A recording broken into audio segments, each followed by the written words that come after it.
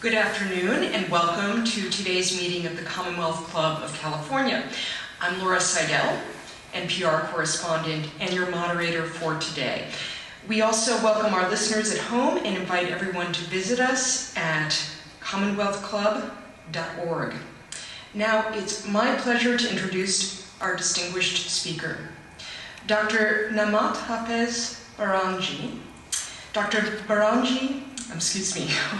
Barazangi received her PhD from Cornell University, where the focus of her studies was the role of women in Islam. She's currently a research fellow in the Feminist Gender and Sexuality Studies program at Cornell. At a moment when the image of Islam we see is of veiled, oppressed women, Dr. Barazangi looks to the Qur'an for a different vision of women in Islam. In her new book, Women's Identity and the Qur'an, she argues that there could be a peaceful revolution where if women were equally involved in the interpretation of the Qur'an. So without further ado, Dr. Barazangi. Good afternoon and assalamu alaikum. With the greetings of Islam, may peace be upon you.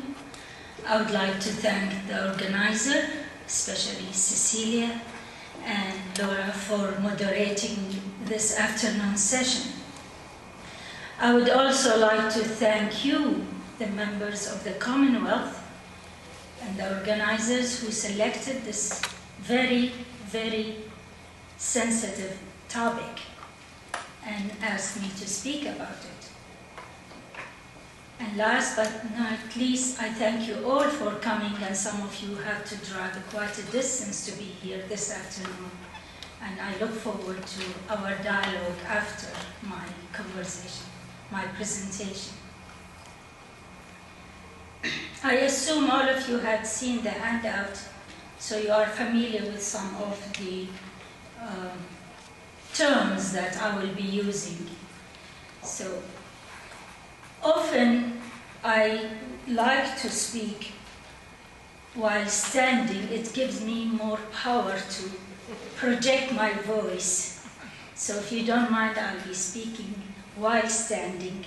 Can everybody hear me well? Thank you.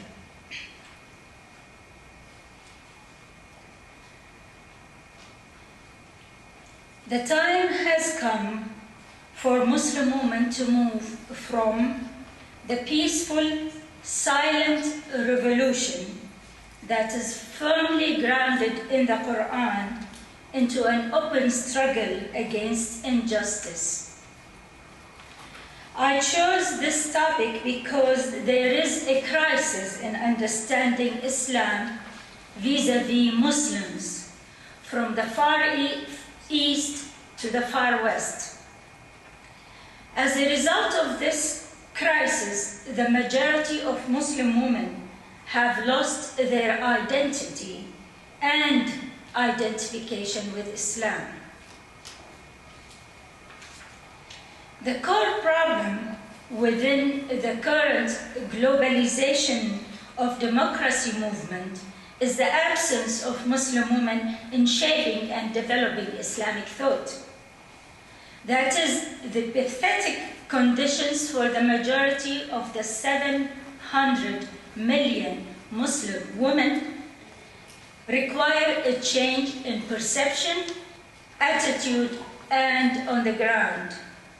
As stated in the chapter 13 of the Quran, that says, God will not change what is with people until they change what is in themselves.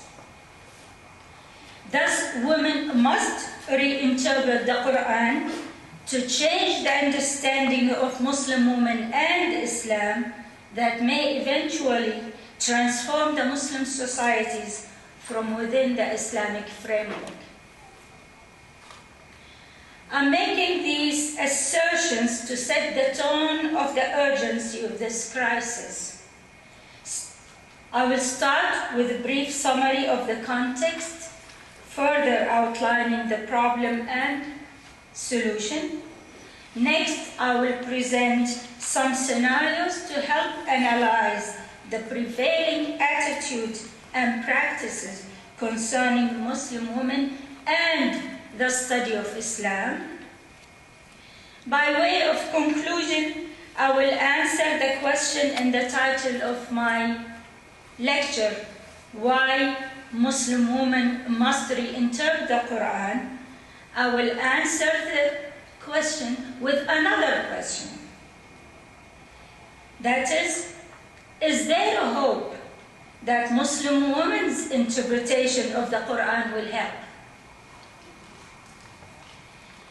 The fast answer to this latter question, no, not in the short run. And I'll explain why later. That is, the problem is not with Islam, but with the representation of Islam. Muslim societies themselves have not awakened to the reality that a human development is a process that is based on balancing a belief system with its interpretation, and not only on dogmatic value system. Non-Muslims, however, who are trying to help, do not realize that they are adding to the problem, because they often separate knowledge from the value system, ending up with further conflict. Let me give you the summary for those of you who might have to leave early or cannot listen to the end. As an educator concerned with the foundations of Arabic and Islamic studies, I can fairly suggest that Prophet Muhammad, peace be upon him, would be amazed at the current Muslims' perceptions and practice of Islam. Most Muslims believe that by imitating the image and reported actions of the Prophet of Islam, that they have mastered their religious duties. Muslims came to codify these reported actions and view them erroneously as if they were as sacred as the Qur'an, to the point of missing the basic message that the Prophet had carried for 22 years between 610 and 632 AD. The Prophet, as an agent of change, was willing to take a risk by challenging the common knowledge of the time, yet the majority of today's Muslims are not willing to abandon the centuries-old representations of Islam that are misleading and unjust. In order, they cannot replace these, they cannot think willing to abandon these misunderstandings in order to replace them with the egalitarian intention of Islam as outlined in the primary and the only divine source of Islam, the Qur'an.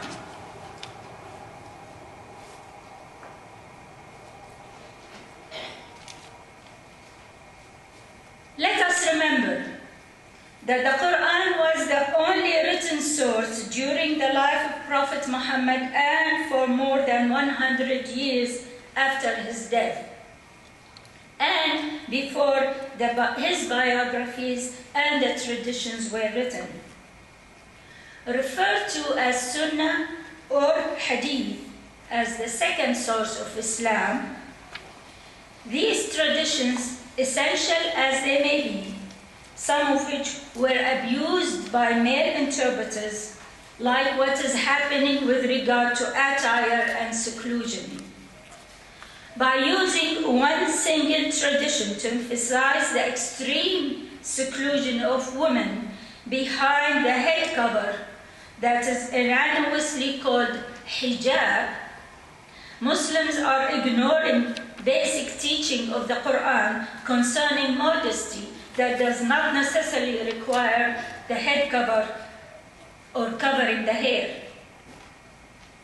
Quranic verses 26 to 60 in chapter 24 clearly intended to show measures of modesty in clothing and behavior for both males and females. The head cover, however, was practiced before Islam and continued to be practiced by Muslims for cultural or environmental reasons. More specifically, verse 31 of chapter 24 that talks about the khimar, meaning a shawl that's thrown over the head, talks about that cover to be brought over to cover the bosoms in order to protect in order to protect lineage and inheritance, not to cover the head per se. The word hijab, meaning curtain, was imported from another chapter of the Qur'an, but abused when unjustly used for women's clothing to seclude all women instead of the intended respect of the privacy of the Prophet's household. It is therefore fair to claim that the message or the true message of Islam concerning women has rarely been practiced for the past 14 centuries because most representations of Islam by males are based on the reported traditions without being corroborated with the Qur'an. This hijacking of authority by males resulted over the centuries in segregating men and women, secluding women in the name of modesty that sometimes prevented them from educational institutions, discouraging and preventing women from congregational prayers and communal activities, often preventing them from conducting their own business, stripping women of their rights to grant citizenship to their husbands and children, and above all, denying them direct identification with the Qur'an, that is, interpreting it on their own. Let me repeat, the above are only some of the evidence to support my affirmation that the true message of Islam concerning women has rarely been practiced for the past 14 centuries. Furthermore, it is also fair to state that as long as Islam is studied with the tools of Orientalism, that is, treating Islam as an object of study, stand within otherness, the West will never be able to understand Islam nor help Muslim women. This is so because, in part, the West does not see these women as citizens in their own midst, nor realize that such women are already an integral element in the New West. Orientalists assume that Islam is an Eastern religion like Buddhism or Hinduism vis-à-vis the Judeo-Christian religion. They also assume that Islam needs to be interpreted by outsiders for the Muslims themselves. They tell the Muslims what they should know about their own religion. These assumptions do not apply to understanding Muslim women either, because Muslim women need to study themselves by themselves and for their own emancipation. Only by producing a new interpretation of the Qur'an would Muslim women be able to emancipate and help transform their communities and the Muslim majority societies, including those in North Africa and the Middle East.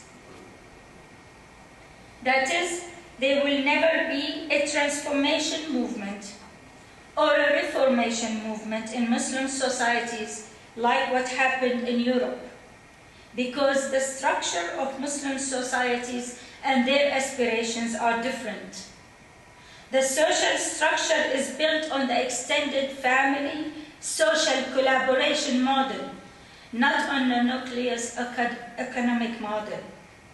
While the aspirations are mostly related to past history and religious authority, morality, not to nationalistic or ethnic morality.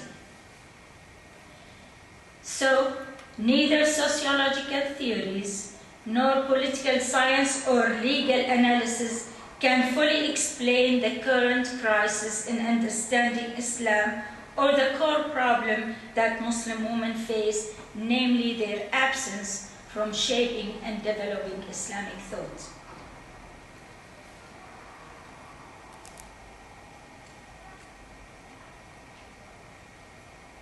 Since reformation means retrofitting an old structure with some new elements that are external to the original scheme, and since most past reform movements have failed, the time has come for a revolutionary move to build a new structure for Muslim societies through an egalitarian interpretation of the Qur'an. This egalitarian interpretation must restore the religious, moral, rational authority to each individual Muslim by using two basic Quranic principles: observing the natural order of the world and developing actions planned by means of education, reason, and mutual consultation. Observing the natural order of the world and developing an action plan by means of educated reason and mutual consultation. These are the two basic principles of building a Muslim society. Let me bring some scenarios with the relevant attitudes to explain some of the summary that I just presented. Although there are extreme cases of abuse and violence against women all over the world, including in the United States, let us look at two everyday concrete scenarios. Imagine a girls' school dorm on fire, and the firemen arrived on the scene but were refused by authorities to enter the building and rescue the girls because it was believed that the girls will be exposed to unrelated men. The result was that many girls died. Imagine another incident where a 3-month pregnant woman developed a medical condition that requires aborting the fetus, but she refuses because she was told that it is forbidden on religious grounds. What should the doctor's guidance be in determining the next action? These scenarios may happen with some members of any religious group, but my concern here is not with the concrete example per se, as much as with the perceptual and attitudinal stance that surrounds these examples when they are related to a Muslim woman.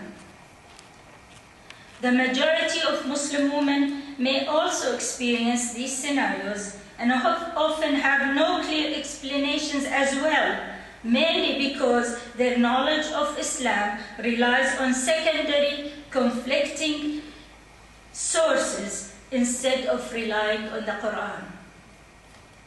Muslim women may recite the Qur'an daily, many times, but they have been mostly absent from extracting meanings directly from it by themselves and for themselves.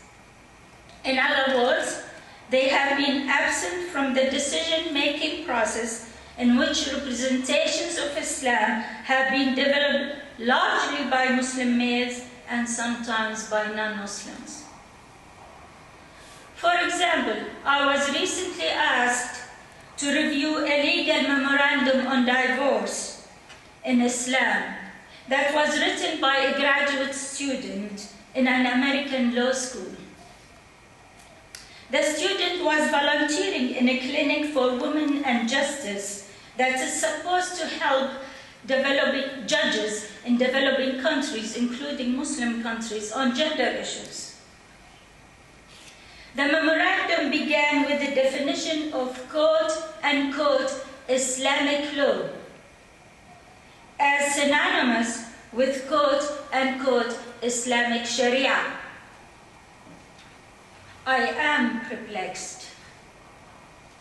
How could such an understanding produce justice for women when one of the most fundamental issues related to Muslim woman life is determined by someone who does not know the difference between Sharia and what is known in the West as Islamic law? Obviously, the student was following what has been taught in the American universities for decades without being questioned. Some of you may recall a recent lecture at the Commonwealth Club by Dr. Ali Karamali, who is present here today, thank you, who also addressed how the media confuses these terms. Let me further explain the magnitude of the problem for my purpose here. Sharia in Islam is the path or the guidance of the Qur'an, and it is only mentioned in one verse of the Qur'an. It is not the collection of rules derived by jurists or interpreters that were solidified by Western colonials under the title Islamic law. So Sharia is not Islamic law. This is very important. Then we buddhi on Sharia, or the path. So follow that way and follow not the desires of those who know not. Therefore, we need to critically examine the commonly used meanings of Islam, whether by Muslims or non-Muslims. Islam is neither a law nor a dogma of submission, as Muslims generally believe. Rather, Islam is a religious, moral, rational guidance. The view of Islam as a law was also influenced by the missionary emphasis on elite male leadership that supported the process of codifying customary practices under Islamic law, which often resulted in unjust practices and more conflicts, such as when the United States interfered in drafting the Iraqi constitution that allowed for extremist Muslim clerics to slip in quote-unquote Muslim rulings as the basis for developing any law. Such rulings are those that have helped harming women in the past.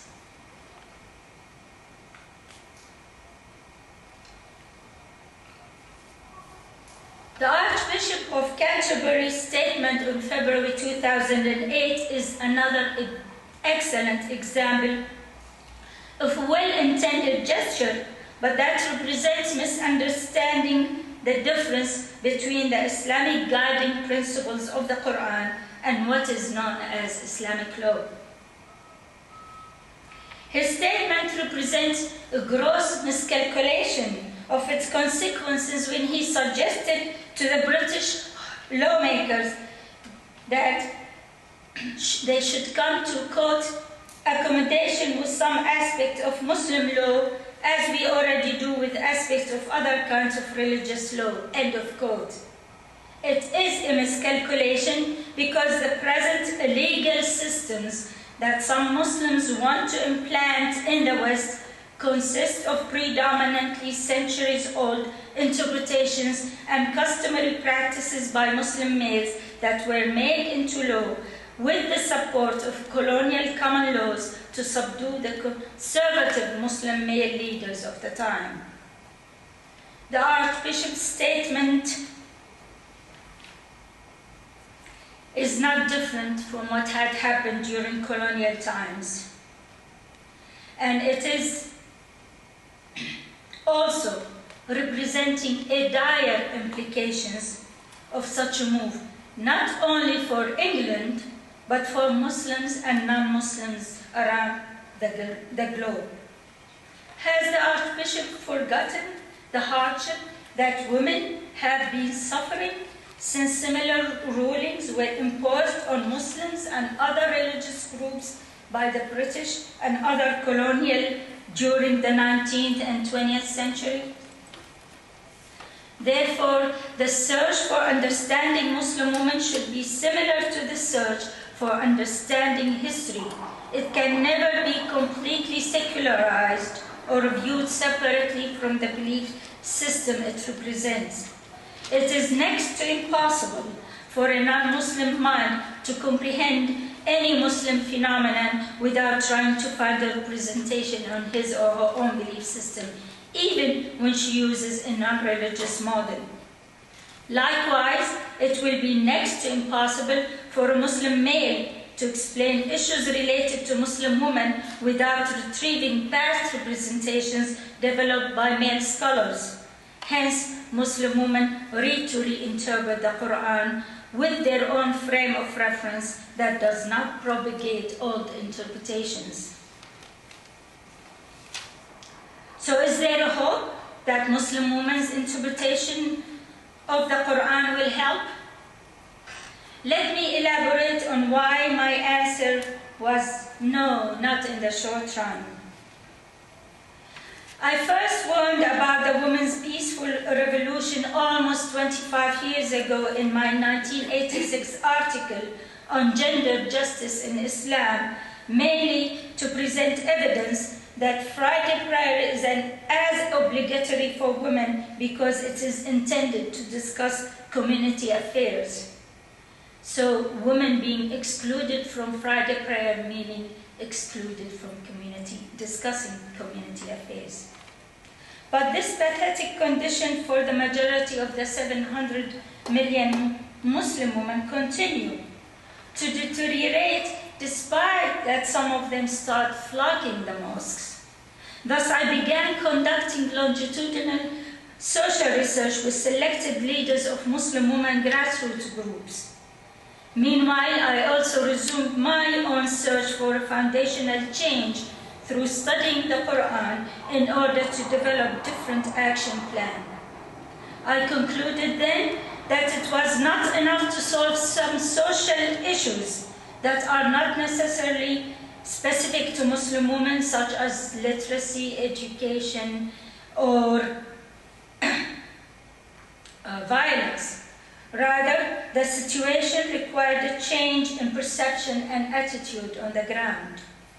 So I made my second wake-up call in my book, Women's Identity and the Qur'an, introducing my new reading of the text and the findings of my collaborative research with action-oriented Muslim women leaders who were also interpreting the Qur'an on their own.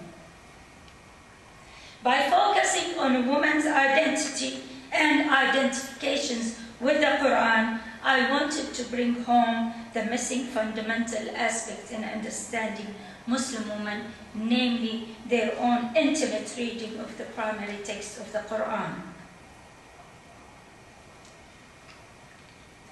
I will read you just a small paragraph of what I wrote in the book.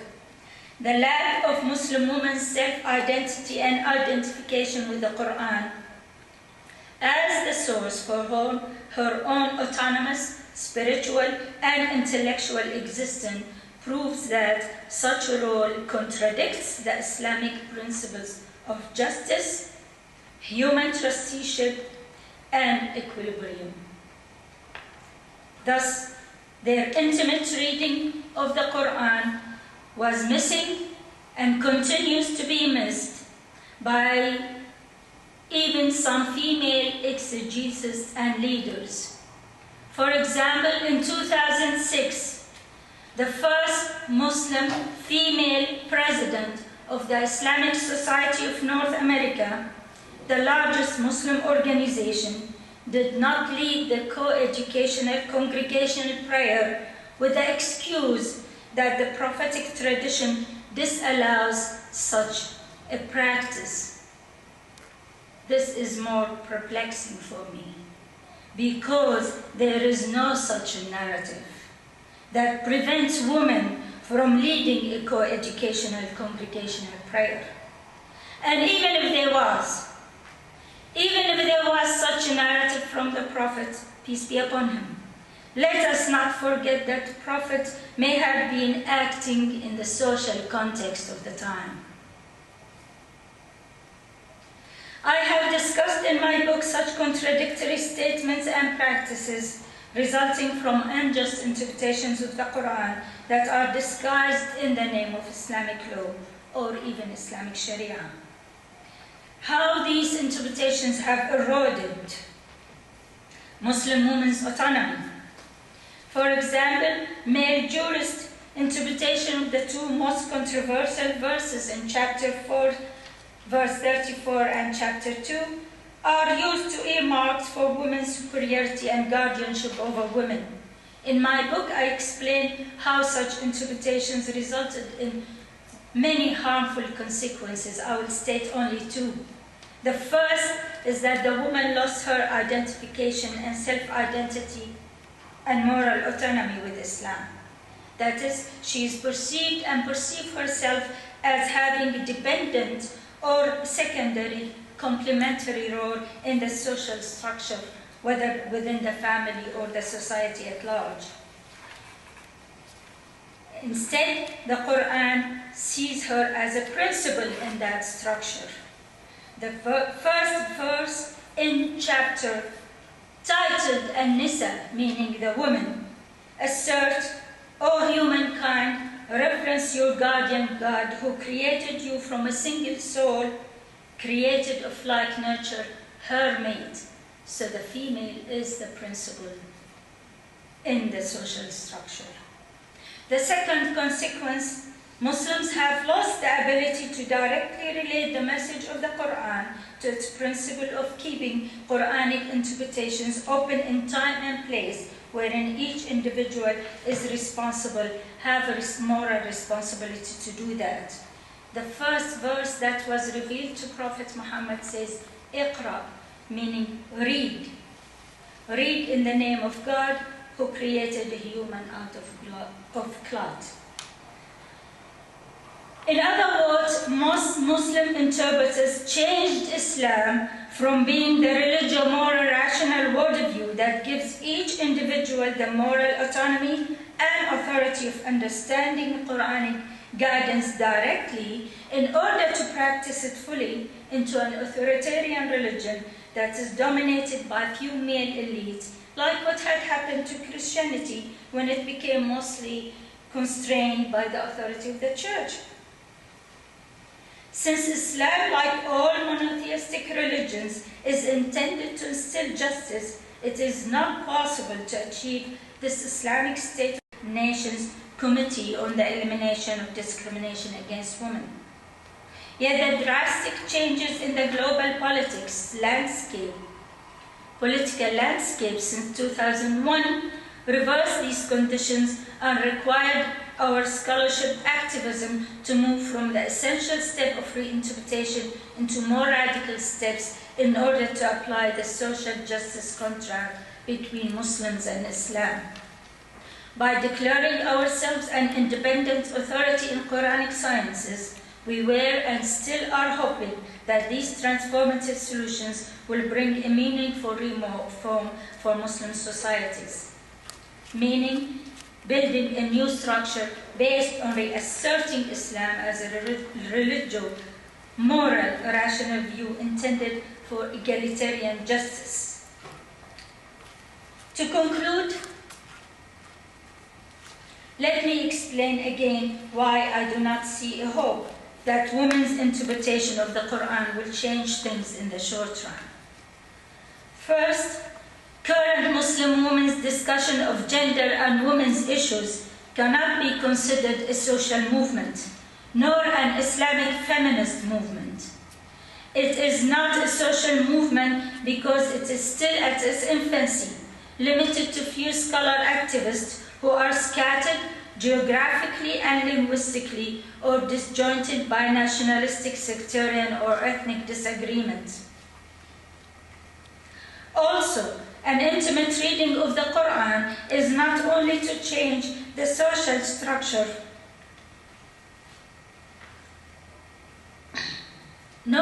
solve women's issues, but mainly to change attitudes and perceptions about Islam.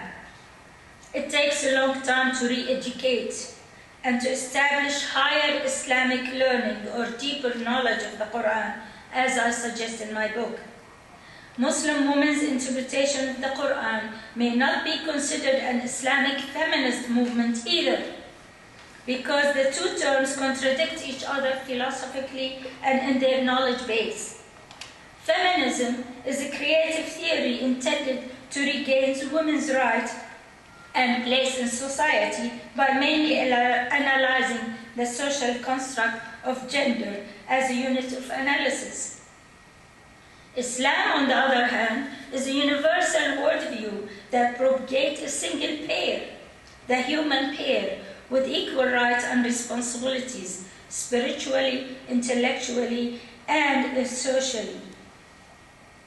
The unit of analysis for Quranic interpretation is what the Quran means by taqwa or reverence, i.e. the capacity,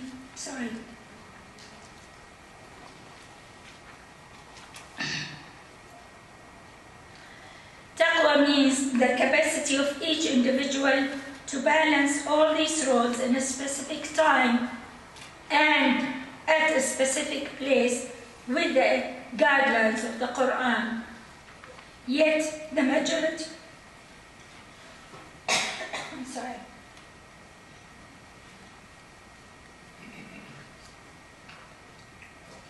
Thank you. Yet the majority of Muslims do not consider or practice the values of self-identity and self-governance as part of Islamic ethos. Second, we need to see Islam as a distinct three-legged process of A, deconstructing the habitual idea of acceptance and transposition of social customs from one location to another. B, making a connection between the message of Islam and the human interpretation of its nature.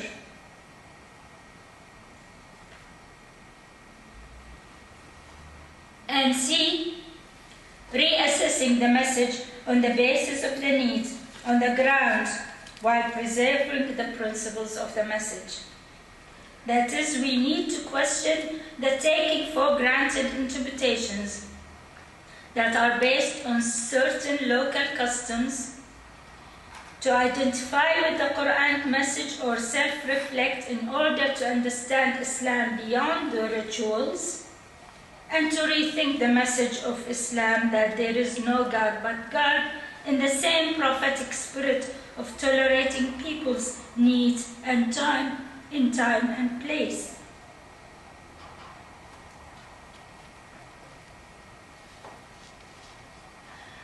Most contemporary Muslim scholars and organizations are not attending to any of these processes. Hence, the struggle will be difficult, long, and uncertain. Third and last, the majority of unjust misinterpretations is happening because of reliance on biographies, traditions, and juristic rules instead of realizing the Quran, its own principles of interpretation, as stated in chapter 39. Muslims are also becoming more conservative in response to challenges from within and from without. From within, religious and government authorities are collaborating because they feel threatened by the new interpretations.